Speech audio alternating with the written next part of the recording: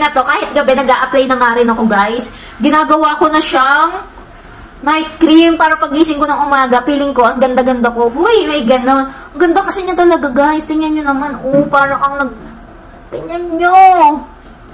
Parang ka nagko-Korean glass skin pag eto nga yung gamit mo. Kaya nga naman, ang dami na talagang gumagamit itong sunscreen na to. Oh, ang ganda niya talaga guys. Diba? Kaya kahit gabi, kahit walang araw, ina-apply ko na nga ito. Ginagawa ko na nga ito night cream. Kahit day cream lang siya, kahit sunscreen siya. Protection siya sa sun. Tingnan nyo to guys, oh. Pagdating dito, uy, ang ganda. May pa-tone up effect pa. Oh, diba?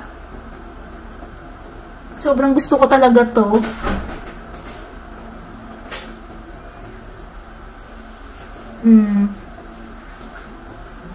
Sobrang ganda niya guys, diba?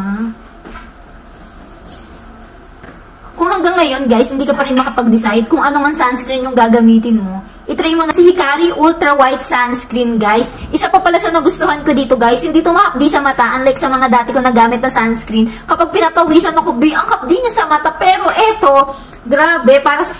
Bagay na bagay talaga to sa akin guys, hindi ako nahahapdian sa mata kapag eto nga yung gamit kong sunscreen. O, di ba may muta pa ako? Diyan din natin yung leeg para pantay. Kahit sa gabi, ina-apply ko na nga ito kasi nga para paggising ko sa umaga. Fresh ang look. Uy, may ganon. 180 pesos yung price nito, guys. Sobrang mura na nun para sa napakagandang sunscreen. Pero madalas nagsisale sila kapag naabutan nyo nga na under 180, i-check out nyo na, guys, dahil sobrang mura na nun. Para ka na naka-foundation, pwede ka nang hindi mag-powder, o diba, san ka pa? Lagay ko na nga lang ang link sa Yellow Basket. Yun lang, thank you for watching, kuting-ting, bye!